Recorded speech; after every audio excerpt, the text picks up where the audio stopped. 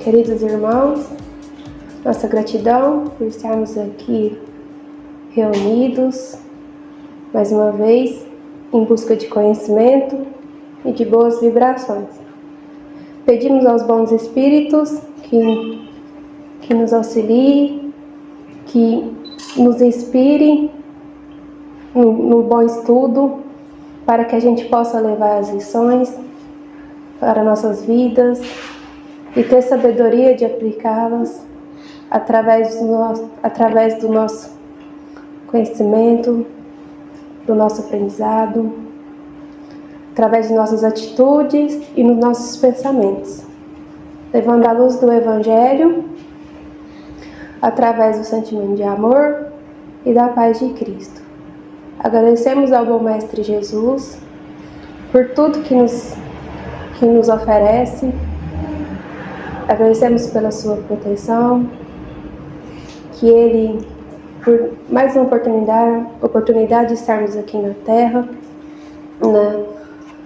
estarmos aqui em mais uma jornada terrena, que os nossos sentimentos possam ser de amor, de paz, de esperança, que Ele possa nos acompanhar, a fim de que nos tornemos pessoas melhores e seguir assim no caminho do bem.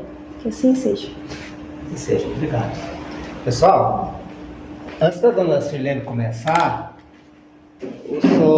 o Ronei quer dar uma palavrinha, lembrar da nossa querida Amélia, né? Amélia Pereira. Você vai falar um pouquinho do seu pai, de sua mãe? Depois dele?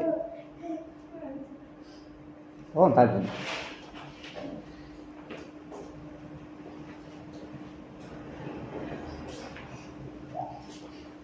Boa noite.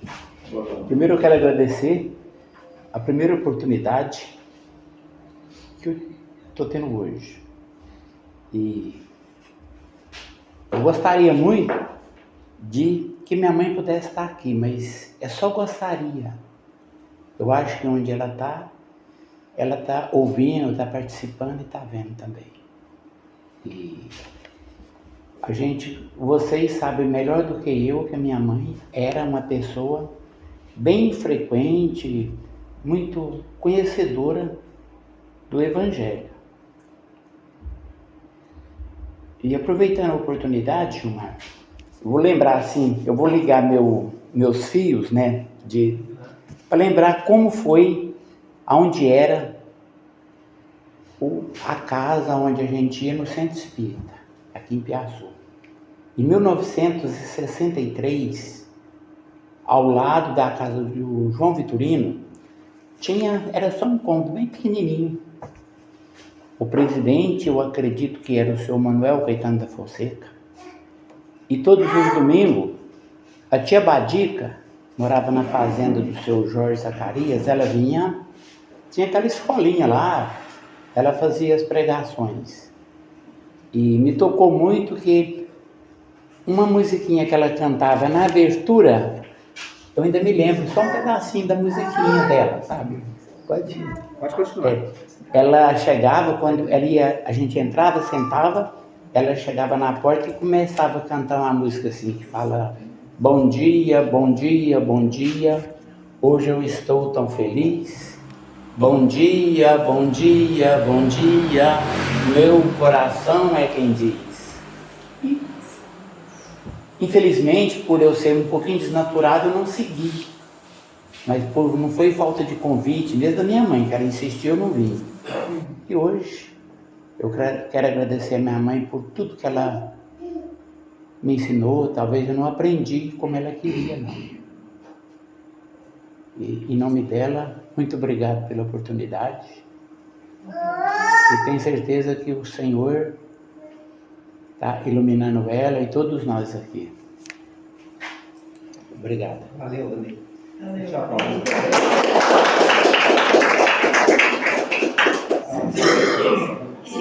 Eu gostaria, né, de agradecer a oportunidade de estar aqui novamente, né, que eu tenho muitos dias afastado. E quero agradecer hoje, Gilmar, não falar do meu pai, que meu pai, todo mundo já sabe, trabalhou no caso, no Centro Espírita, e te deu essa oportunidade de convidar você para vir ao centro. Então hoje a gratidão acho que seria imensa dele, de ter você aqui na frente da doutrina espírita, comandando Ipiaçu, deixando essa maravilha que você está fazendo para nós, para Ipiaçu. Então, hoje, por ele, eu tenho certeza que ele, a minha mãe, estão muito gratos por você estar sobre a frente da Casa Espírita de Ipiaçu, que era o sonho dele. Você mesmo sabe que ele vinha muitas das vezes, quantas vezes o Valdivino e ele, trabalhar só os dois, muitas das vezes, e você apareceu na nossa vida com a sua família, criou sua família aqui no centro e está dando continuidade ao trabalho da minha família também, que foi um dos fundadores do Centro Espírita. A minha gratidão a todos vocês e a sua família que está mantendo o centro de pé. Muito obrigada, em nome do meu pai e da minha mãe. Obrigado. Lembrar, gente? A Liz, ela é filha do Sr. Delcídio Felipe, né? Com a dona Lísia Severino. Então, ela fez parte aqui da fundação, trabalha com o Centro Espírita, né? Desde o comecinho. E o Vodei, ele é filho da dona Amélia Pereira da Silva, que foi uma das que assinou na ata de fundação aqui do centro. Entenderam? Então são pessoas valiosíssimas que trouxeram para nós, né, o Espiritismo até o dia que eles partiram. E a gente pôde continuar aqui fazendo esse trabalho. Hoje nós vamos contar aqui com a presença da nossa irmã Sirlene Ferreira, que vai falar conosco sobre família, né? Sobre pais, né? Questão familiar. E eu convido ela para continuar aqui com o trabalho. Que Jesus te abençoe e ilumine aqui no trabalho de hoje.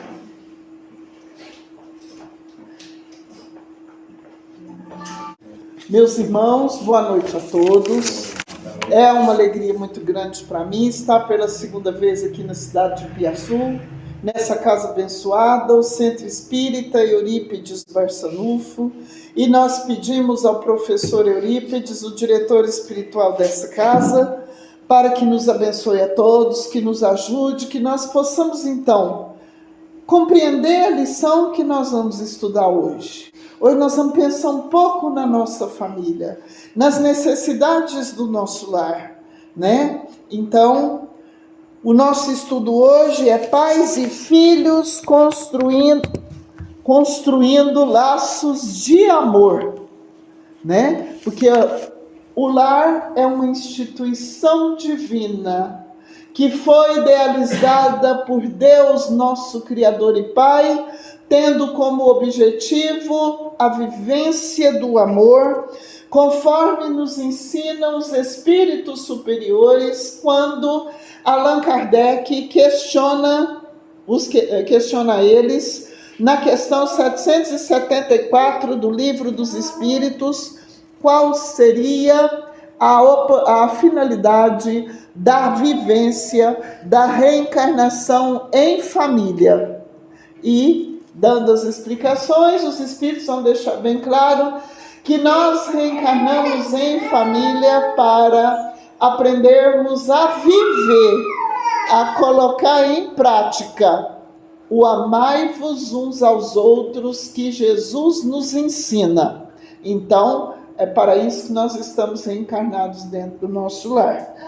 Então, a família é esse lugar, né? A família situada dentro do lar, entre as quatro paredes do nosso lar, né? É um laboratório de almas, onde as almas aprendem a trabalhar as suas dores, as suas dificuldades, as suas lutas de cada dia. E nessa luta, nesse vivenciar cada problema, nós aprendemos então a amar uns aos outros. Amar em casa ninguém tem amor. Quem é que está dentro do nosso lar na atualidade?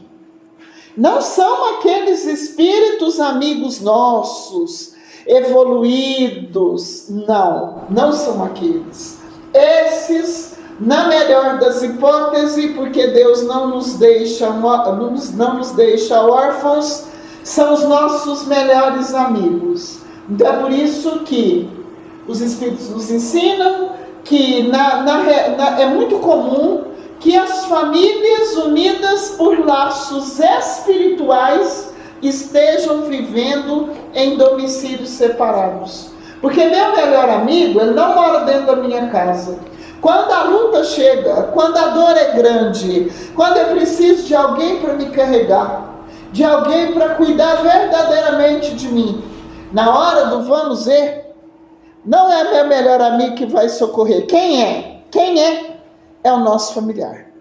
É o nosso familiar, né? Então, para a gente ser bem sucedido nessa luta, é necessário que nós desenvolvamos esses laços de amor. A gente vive de tal maneira que a gente possa analisar a nossa vida e chegar à conclusão de que nós estamos dando passos na direção da conquista do amor, na direção da conquista da capacidade de amar uns aos outros.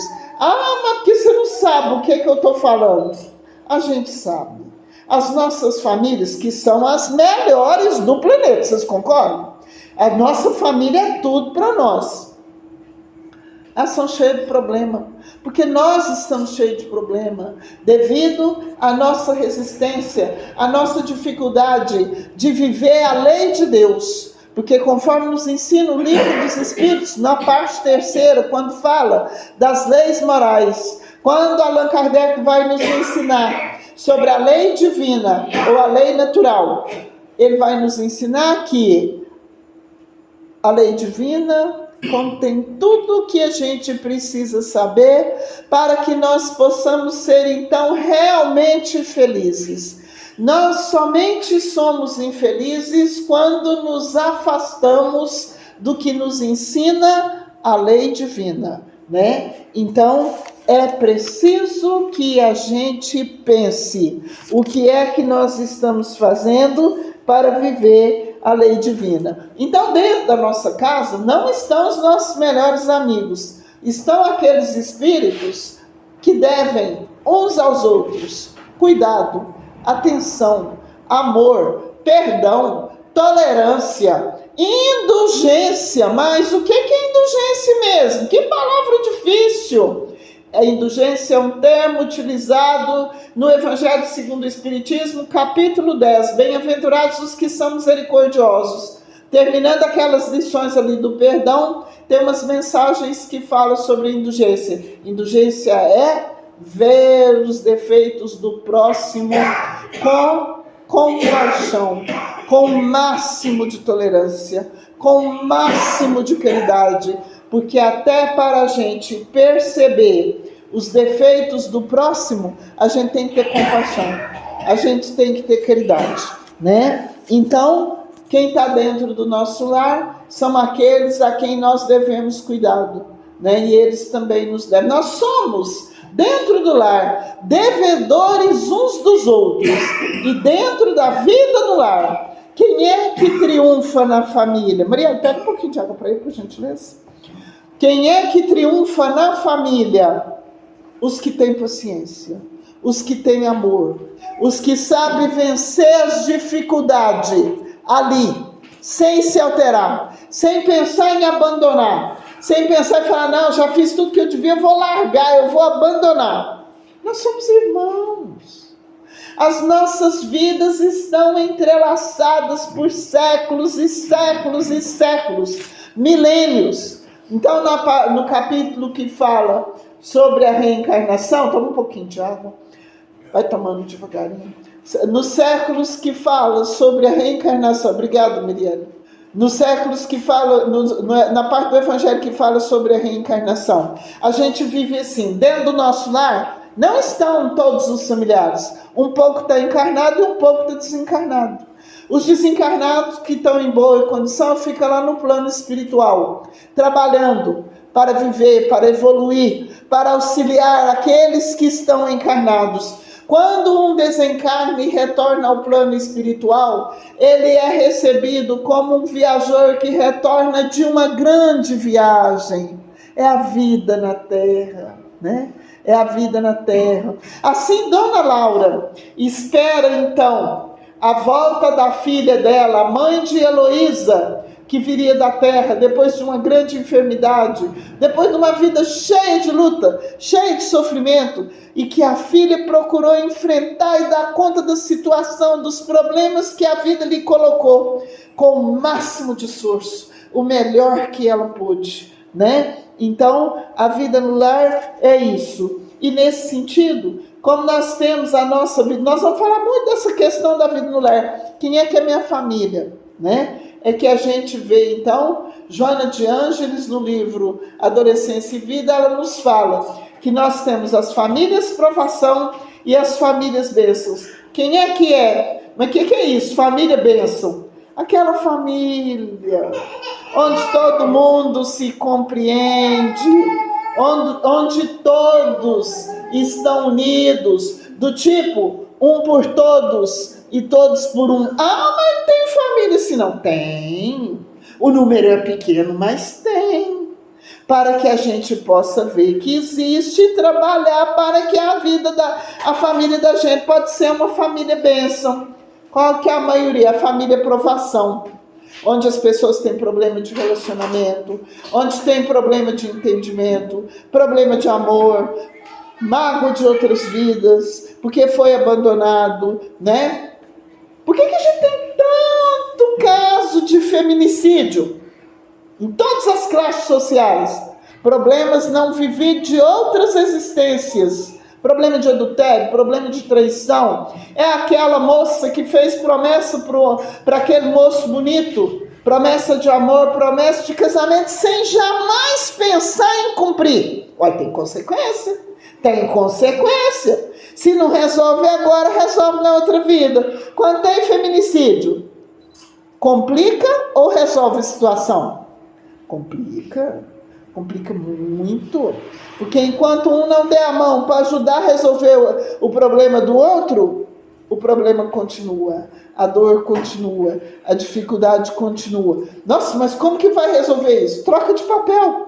Como marido, como mulher, não está dando certo, não. Um vira mãe do outro, um vira pai do outro, causou dano ao próximo. Nos ensina Emmanuel, no livro Vida e Sexo. Quando a gente lesa uma pessoa, a gente tem que trabalhar para reequilibrá-la, para devolver a ela o equilíbrio emocional, o equilíbrio da sua vida, o equilíbrio do seu coração, até o ponto exato em que nós a encontramos, em que nós prejudicamos a sua vida. A gente tem que reequilibrar a pessoa, devolver a ela o que a gente roubou, devolver a ela o que a gente tomou. E a lei, meus queridos irmãos, é a mesma para todos, mas o amor de Deus, o amor divino por cada um de nós é tão grande que nunca nos abandona. Um pai que ama os seus filhos, não manda os filhos para o inferno nem para o purgatório. Existem os lugares de sofrimento no plano espiritual, porque quando eu desencarnar, eu vou para um lugar onde tem espírito que pensa o que eu penso, que fala o que eu falo e que faz o que eu faço. É atração magnética, é atração vibratória. Então a gente lê livro que o espírito fala assim: eu percebi que logo após a minha morte, de repente eu me vi num lugar sujo, escuro, feio, onde tinha tanta gente sofrendo. Lembra um pouquinho aqui do livro Nosso Lar. Então passa lá no filme, que é só um retalho do livro, é só uma tirinha. De repente, André Luiz se viu lá no Vale do Suicídio, lá naquela zona de sofrimento, naquele lugar tenebroso. Ainda não é o Vale do Suicídio, não. Que lá é o umbral. Ainda existe lugar mais difícil, mais tenebroso, mais doloroso do que aquele ainda. Mas por que ele foi para lá? Porque viveu longe da lei de Deus, viveu longe do Evangelho de Jesus. A gente vive onde está o coração da gente, onde está o pensamento da gente, onde está o sentimento nosso. É assim que a gente vive. Mas como o amor do Pai nos dá sempre novas oportunidades, porque a lei que nos rege é perfeita, é sábia e é de amor. um amor imenso que nós não temos aqui na terra, nada a que se possa comparar. O amor do Pai é incomparável, é perfeito. Então, por isso, ainda que seja através de muitas reencarnações, através de séculos, de milênios, é possível transformar uma família provação em uma família bênção, pela cota de sacrifício, pela cota de doação. Ama mais quem se sacrifica mais pelos seus entes queridos. Ama mais quem doa a sua própria vida pelos seus entes queridos. Todo o nosso assunto aqui, toda a nossa lição aqui é do ponto de vista moral, é do ponto de vista espiritual. Aqui nós não estamos falando de bens, porque hoje a gente vive muito melhor. Eu vinha na viagem conversando com o Sovius, que veio me trazer aqui, aproveitar para ver os irmãos, né? Mais para me trazer, meu companheiro de viagem. Ele disse o seguinte, lembrando aqueles assuntos: na minha geração, meu pai era humilde, pobre, um trabalhador rural, sabia ler pouquinho, né? Depois passou a trabalhar como carpinteiro. Hoje existe muito pouco carpinteiro, porque a construção civil mudou muito, né? Na nossa casa tinha tanta fartura, não tinha o que tem hoje, né? As coisas eram tudo muito diferente. A gente via maçã uma vez por ano, né? As coisas eram muito difíceis. Então, hoje nós vivemos melhor, né? A gente vive melhor, a gente tem mais condição de vida. Ainda tem irmãos nossos na mais extrema pobreza, no maior sofrimento, mas de uma forma geral as coisas estão melhores, do ponto de vista material. Do ponto de vista espiritual, continua tão difícil quanto antes. Nossos corações continuam endurecidos, nossos corações continuam necessitados do Evangelho de Jesus. Jesus tem sido grande ausente da nossa vida no lar, dos nossos corações. Por isso nós sofremos dentro do lar. Por isso nós temos problema no lar. Quando a gente fala, a doutrina espírita nos ensina da importância do Evangelho no lar. Uma vez na semana, aquela reunião festiva, que a gente não pode orar só uma vez na semana, não. Nós somos espíritos necessitados só uma vez por semana? Não. 24 horas por dia, todos os dias da semana, todos os dias do mês, todos os dias do ano, todos os dias da nossa vida. Nós somos espíritos necessitados. Então nós precisamos desenvolver o hábito diário da oração em família. A oração em família. É um trabalho de desobsessão. É um trabalho de evangelização de adulto. Os bons espíritos acorrem, nos sustentam e nos acolhem. Então, por que a gente tem que falar da família? Para a gente entender, né? Então, o casamento. Dona Laura fala no capítulo Lições de Lar, no livro Nosso Lar, que naquela época do namoro, do noivado, tudo é belo, tudo é florido, e que os casamentos de prova, de resgate, pegam os noivos, os jovens, na imaturidade, em plena imaturidade, porque se deixar pensar um pouquinho, ver quem que é o amado, quem que é amado, mas não casa mesmo. Aí complica a situação, né? Então pega os jovens, o espírito na época da inconsequência, na época da inexperiência, e de repente casa.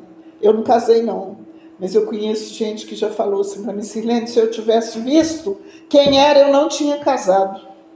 Mas em compensação eu conheço muita gente, casada há 10, 20, 30, 40, 50, 60 anos. É uma maravilha, não é não?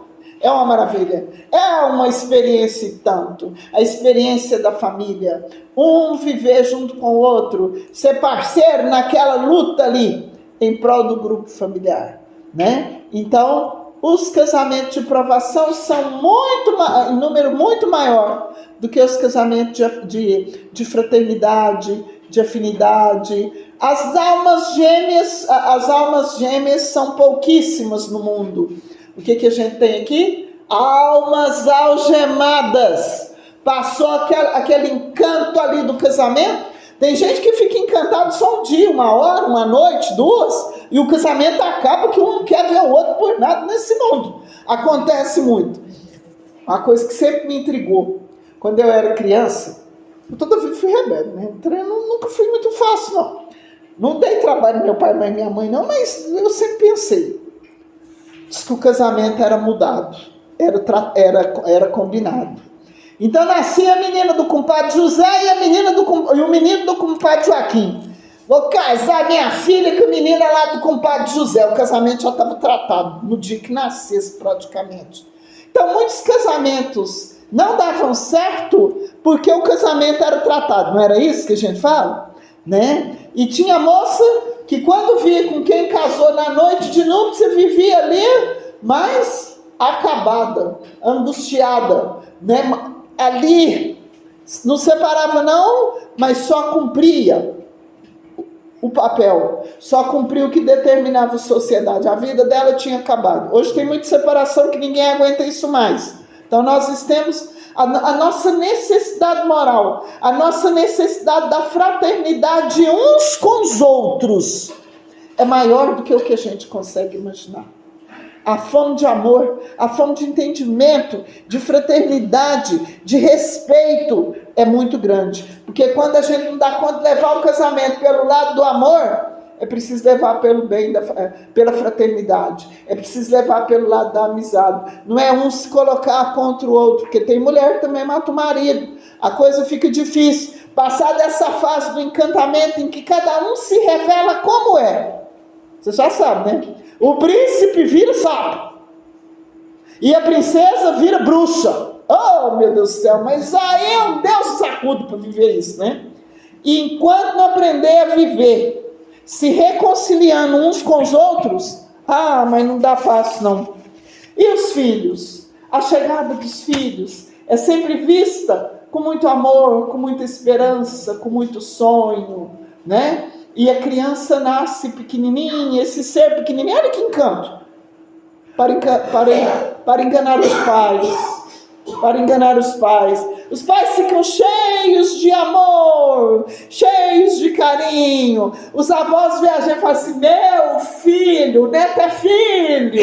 Então o negócio é uma coisa maravilhosa, é o plano do amor. Porque aí quando a criança vai mostrando as suas garrinhas, o amor já tomou conta de tudo. Aí o pai acha o jeito de ir educando. O pai acha o jeito de colocar os eixos, né? E nesse caminho, sobre as questões de educação dos filhos, ao longo da história da humanidade, nós temos aqui 3 caminhos básicos. O primeiro é o caminho repressivo. A autoridade do pai, a autoridade da mãe. Lá em casa meu pai mandava caladinho. Papai nunca falou da altura que eu estou falando agora. Minha mãe, a voz dela era da altura minha. E tinha hora que ela ainda chamava a atenção do meu pai, que o meu pai era bom demais. Meu pai era um homem que entendia de amor. Muito, doutor em amor, meu pai. Né? Mas o pai falava assim, menino, você vai fazer assim. Acabou. Quem é que era bom discutir?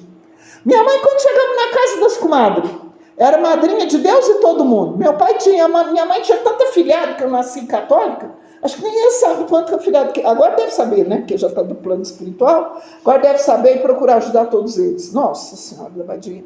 Então eu perdi até a conta. Chegava a gente com a minha mãe com os filhos, 4, pequenos. Chegava tudo na casa da comadre. Comadre Helena, vem pôr comida para os meninos. Comadre, muito obrigada. A gente acabou de comer, esses meninos estão tudo com a barriga cheia. Que nada.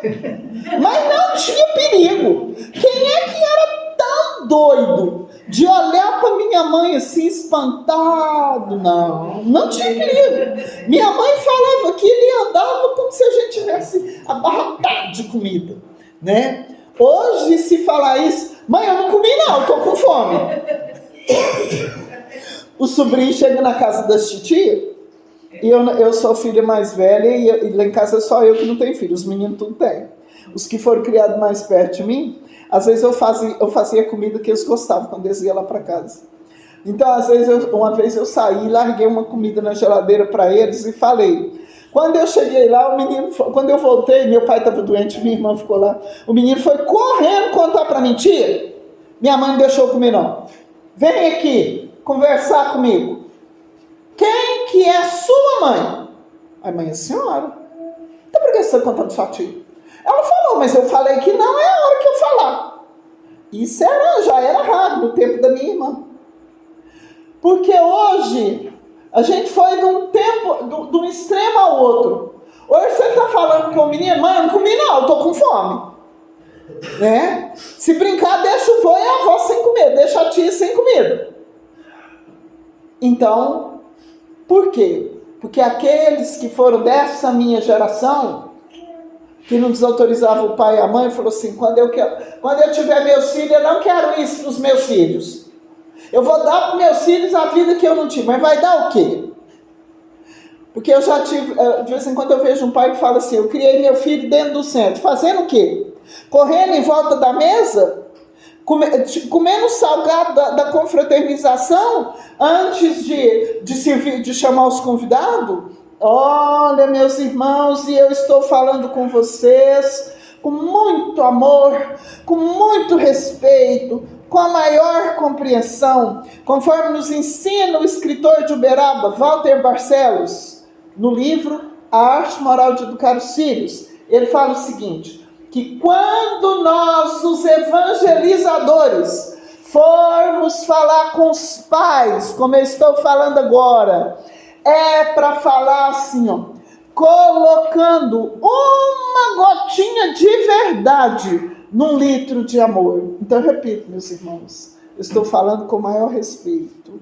Então, quando o pai falava assim: meu filho vai ter o que eu não tive. O que seu filho tem? Bens materiais.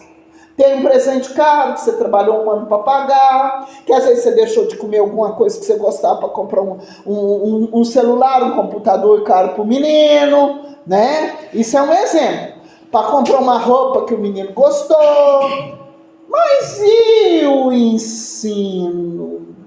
E a formação moral? Como está?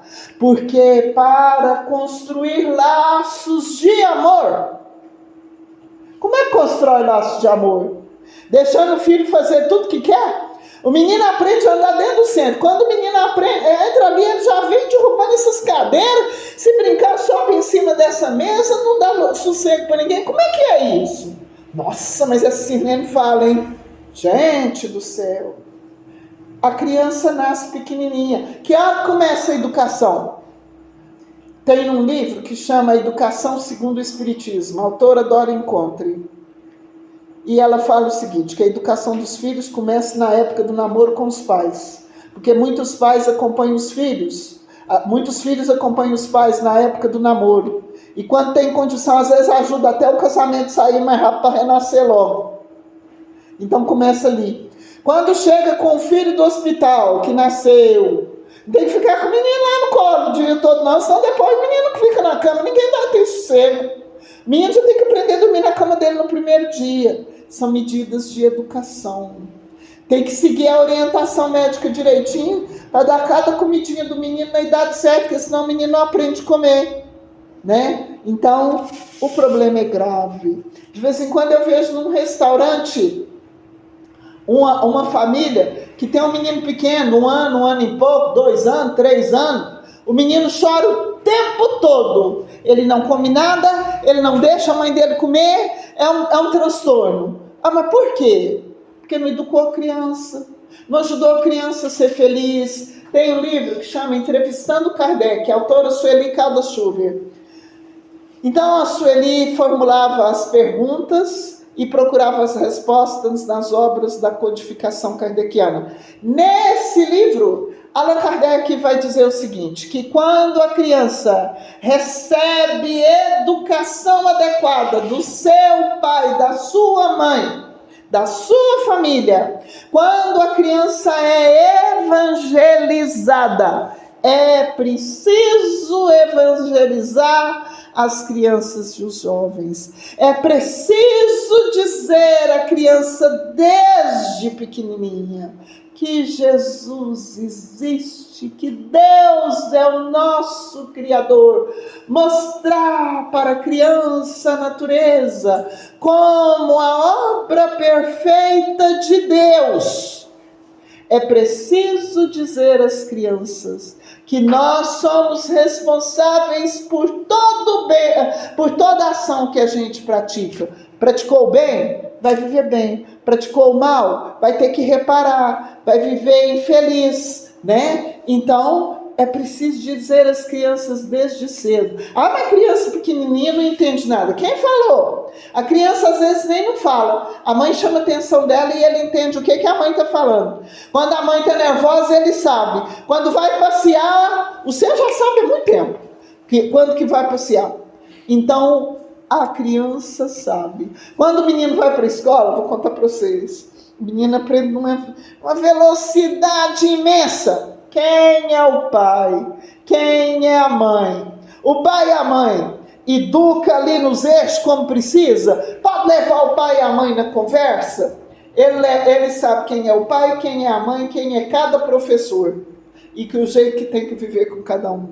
Criança, só o corpo é que é pequenino. O espírito é milenar. A missão dos pais é educar os filhos. Deveres dos pais, educar os filhos. Assumiram na espiritualidade o dever, o compromisso de encaminhar os espíritos de seus filhos para o caminho do bem, para o caminho do amor, da vivência da lei divina, do amor ao próximo. Essa é a tarefa dos pais. Os pais na terra estão precisando analisar os seus deveres, as suas obrigações, porque não está tirando tempo para viver com os filhos. Não dá para criar filho e ficar assim, trabalhou a semana inteira, no sábado vai direto para a casa do pai e da mãe. A mãe está velha, cansada, o pai quer sossego, vai tudo para a casa do pai e da mãe, fica lá o dia inteiro, almoça aquele tanto de gente, às vezes não leva nada para ajudar. Perdoa minhas palavras, meus irmãos. Não leva nada para ajudar. Deixa a coitada da velha fazer a comida sozinha, aquele tanto de louça para lavar, aquele destempero, aquele desarranjo. A mãe não está educando. Porque dia de domingo é dia de ficar dentro de casa com os filhos. Os pais precisam estudar o caráter dos filhos, estudar onde que o filho está com problema, onde precisa corrigir o filho, onde precisa ajudar o filho, né? Sem falar que é dia de olhar os cadernos dos meninos, ver como que os meninos estão na matéria. Mas a professora não marcou a prova, quando marcar a prova não dá tempo mais não, tem que ser antes, tem que ser com antecedência. Ou então o filho não vai ser bem sucedido. Ter filho na escola é uma canseira sem limite. Porque quem que é o primeiro responsável é o pai. Depois que vem a professora. O professor pode chamar o pai. O pai não pode chamar a professora, não. Para dar conta disso. É possível.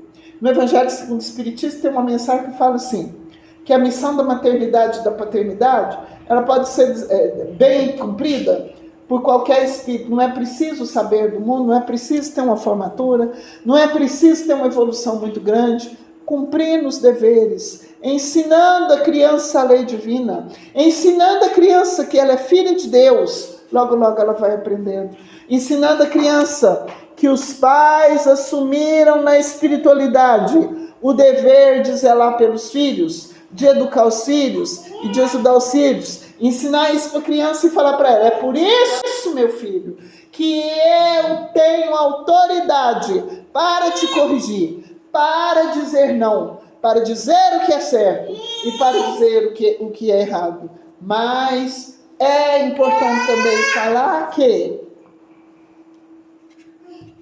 para não perder essa autoridade, é preciso que o pai e a mãe tenham postura exemplar. Conduta honesta, nos mínimos detalhes. É preciso que em qualquer situação, qualquer abalo na vida do filho, tenha ele a idade que tiver, o filho se lembre do pai e da mãe e tenha segurança e tenha paz. Meu pai me ensinou isso. Eu vou fazer como meu pai e a minha mãe me ensinaram. Tudo isso sobre o que nós estamos refletindo, constitui, faz parte do mandamento: honrai a vosso pai e a vossa mãe. Mas o que significa então honrar o vosso pai e a vossa mãe? Amar, respeitar, ter conduta honrada com o filho. Já pensou um filho que vê o pai e a mãe chegar em casa com atitudes de violência? Que não é só o homem que é violento dentro de casa, não. Oh, meu Deus do céu! Tem certa senhora que acha que é dona de tudo, dona da família, dona do pai, dona do marido, dona dos filhos. Tudo vem a ela. Não é vem a nós, é vem a ela, não é? Vem a ela, tudo ela que manda. Mas esquece do amor. Não doa, não sabe ter paciência, não sabe viver situação difícil. Fora do caminho do amor, fora do caminho do perdão, fora do caminho da verdadeira caridade dentro do lar. Ninguém constrói laços de amor uns com os outros. Nós estamos dentro do lar para que uns ajudem os outros a viver cada vez melhor, de maneira cada vez mais feliz, de maneira a falar assim: eu hoje sou uma pessoa melhor graças à educação que o meu pai e a minha mãe me deu. O marido, se eu não tivesse conhecido a minha esposa, com a sua dedicação e com o seu sacrifício, eu não seria o homem que eu sou hoje. E a mulher tem que dizer a mesma coisa do marido, porque onde não há entendimento, como cumprir, como executar a tarefa de bem educar os filhos, educar para a vida, educar para a eternidade, educar para que os filhos sejam pais melhores, mães melhores, para que constituam famílias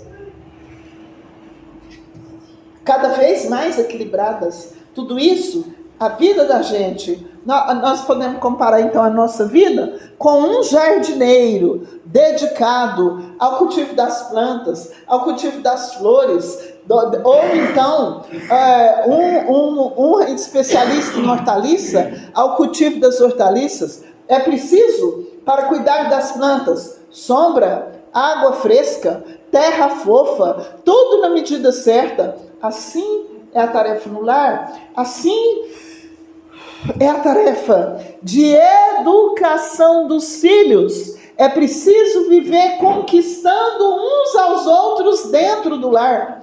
Um está nervoso? Vamos resolver o problema com a maior paciência e com a maior tolerância. Ofendeu hoje?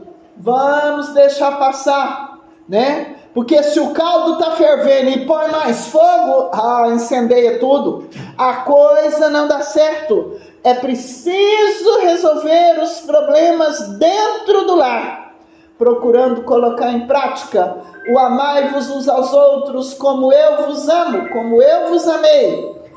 É preciso colocar em prática: não posso fazer para o outro o que eu não quero que façam para mim.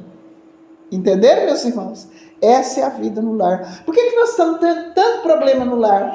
Tanto pai abandonado na velhice, tanta mãe abandonada na velhice? Porque os pais abandonam os filhos. Os pais muitas vezes põem os filhos no mundo e deixam os filhos crescer à lei da natureza. Se a gente deixar um jardim à lei da natureza, o trem não vai dar certo. As plantas vão crescer de um jeito ou de outro, não vai ter beleza, não vai ter combinação, não vai ter nada. Se deixar uma horta à lei da natureza, também não vai colher verdura saudável, não. Então, na vida, nós temos que trabalhar como jardineiro, como um agricultor aplicado no cultivo das plantas, no cultivo das lavouras, né? Cuidando da nossa família, cuidando dos nossos filhos, cuidando cada um do outro, como gostaria de ser cuidado. Nós estamos numa época em que o ser humano está muito solitário, muita depressão, muito problema da alma. Como curar tudo isso, meu Deus? Vivendo o amor, praticando o perdão, a indulgência, a caridade. De que adianta a gente ser caridoso com os de fora, se o nosso maior compromisso está dentro da nossa casa. Para aqueles filhos que o pai fala assim, não, cuidado do meu pai não. O senhor foi ruim com minha mãe, não cuidou da minha mãe, foi ruim para mim, era meu inimigo. Tá certo ele não cuidar do pai quando está velho? Não.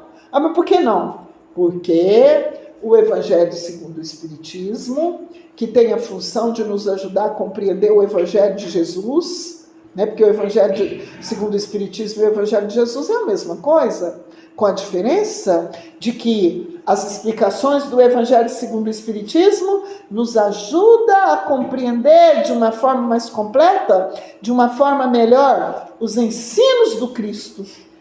Esse é o objetivo do Evangelho de Jesus. Esse é o objetivo do Espiritismo. Nos ajudar a compreender o Evangelho de Jesus, nos ajudar a compreender o ensino do Cristo, nos ajudar a compreender a lei divina.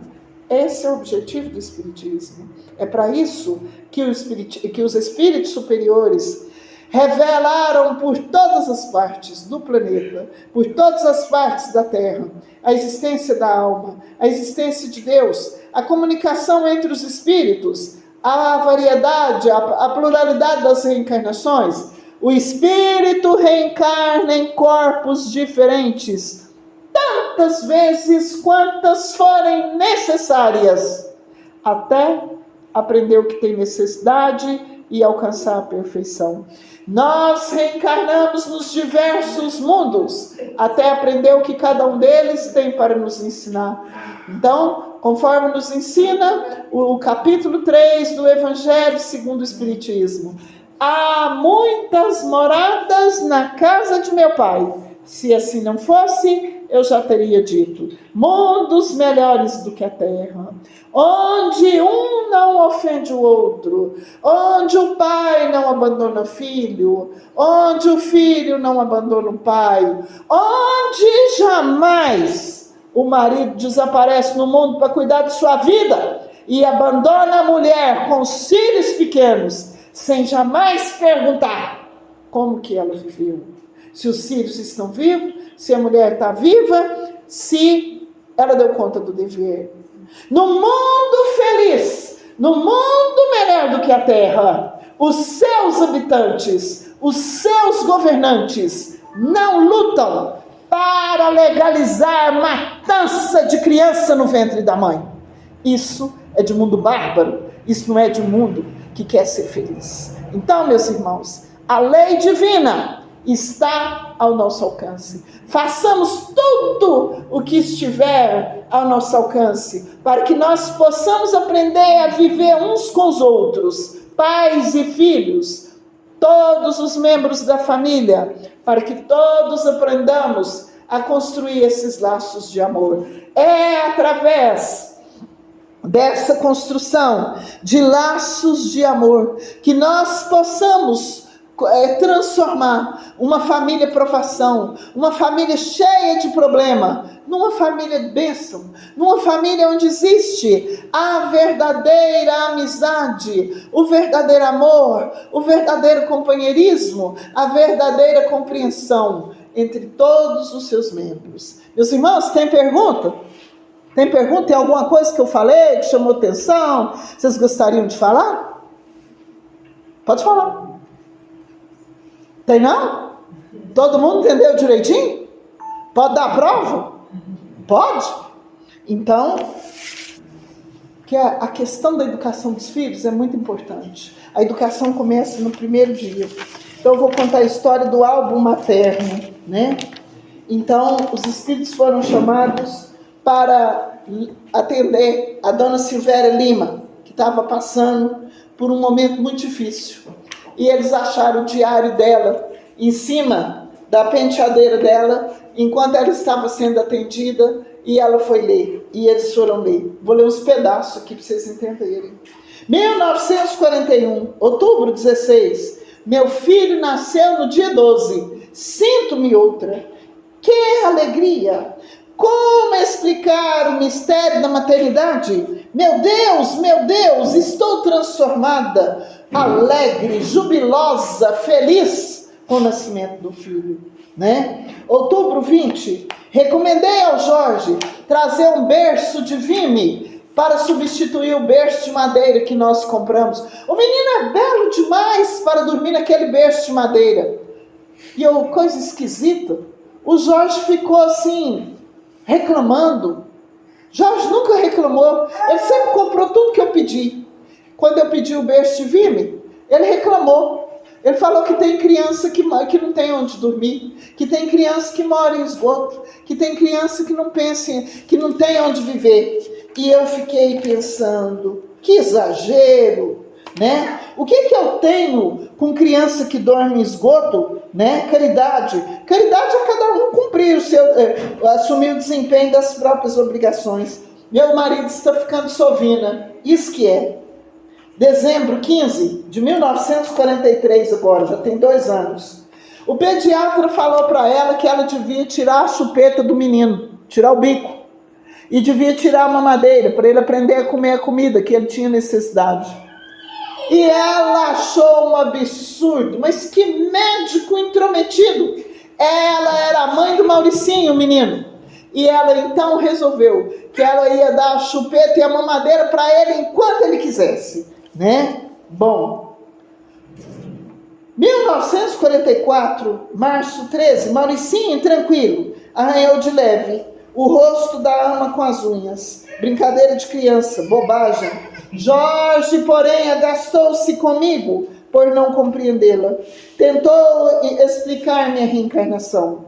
Assegurou que a criança é um espírito que já viveu em outras existências, sempre tomando um novo corpo para redimir de culpas anteriores. E repisou que que os pais são responsáveis pela orientação dos filhos diante de Deus.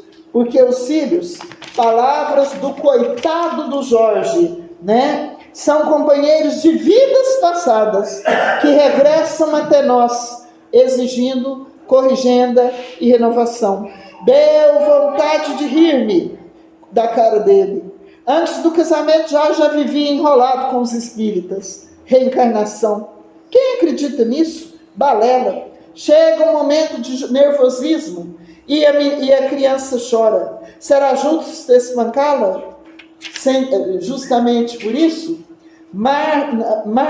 março 15, 1946, Jorge chamou ela de irresponsável, que ela está criando o menino como um verdadeiro monstro. Diz que não está educando o menino direito, né? Só porque o menino colocou fogo no cachorro da vizinha, né? Era um cachorro imundo. Eu acredito que meu filho nem fez isso porque ele quis. Talvez ele tenha pensado que se pusesse fogo no cachorro, acabaria com a sujeira do cão, né? Então, 1952, maio 16, Maurício já foi expulso de 3 colégios, perseguido pela maldade, pela má sorte, o meu pobre inocentinho. Jorge afirma-se cansado, desiludido, falou até mesmo no Instituto de Correção. Meu Deus, será que meu filho somente encontra amor e refúgio comigo? Tão meigo, tão bom. Prefiro desquitar-me, prefere separar do marido, né? A permitir que Jorge execute qualquer ideia de punição. Aliás, não consigo compreender. Meu filho será um homem sem complexos, independente, sem restrições. Quero Maurício feliz, né? Jorge quer empregar o nosso filho, isso em 1956. Ele quer empregar nosso filho numa casa de móveis. Loucura. Acredita que Mauricinho precisa trabalhar com disciplina. Que plano! Meu filho com o patrão era o que faltava. Temos o suficiente para garantir sossego e liberdade. 1958, outubro 6. Jorge ficou irado, porque exigi dele a compra de um carro para Maurício, como presente de aniversário. Brigou, xingou, mas cedeu. E o Jorge foi ficando doente de desgosto.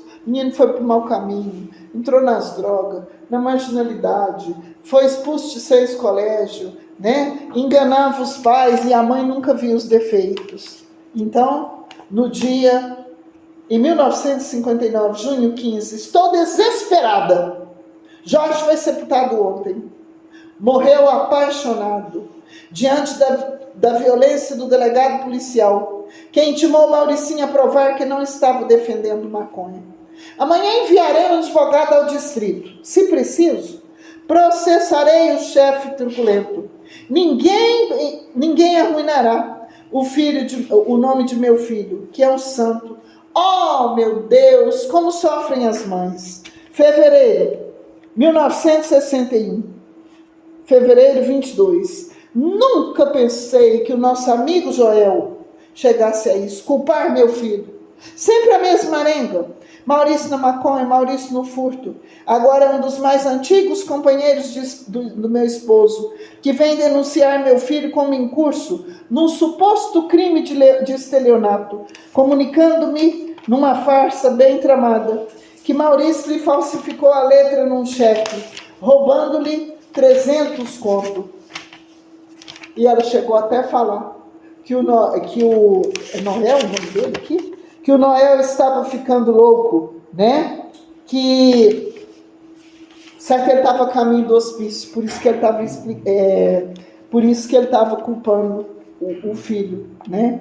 Não permitirei que meu filho sofra. Nunca permitirei que alguém levante a voz contra ele. Maurício nasceu livre, é livre e faz o que bem entende, não é escravo de ninguém. Estou revoltada. Então, nesse ponto termina as narrações de Dona Silvéria, cujo corpo estava ali ensanguentado, diante de nós, os amigos desencarnados, que fomos chamados a prestar-lhe assistência. Ela acabara de ser assassinada pelo próprio filho, obsidiado e sequioso de herança. Enquanto selecionávamos as últimas anotações do álbum materno, do diário singular de Dona Silvéria, Maurício, numa sala ao lado, telefonava para a polícia, depois de ter habilmente armado a tese de suicídio. Autor Irmão X, do livro Luz do Lar. Vocês têm dúvida? Tem dúvida? Educação precisa de disciplina. Quem ama, educa. Quem ama, dá disciplina. Quando o pai e a mãe amam o filho, cria ele na disciplina, na honra, na moral e no dever. É assim, na honra, na moral e no dever, que os pais têm chance de construir laços de amor, de verdadeira confiança, de verdadeiro respeito, de verdadeira intimidade uns com os outros. Que Jesus nos abençoe. Agradeço o mentor dessa casa, professor Eurípides Barçanufo. Agradeço os meus protetores, agradeço a Deus e a Jesus. Muito obrigado a todos pela oportunidade que me é dada.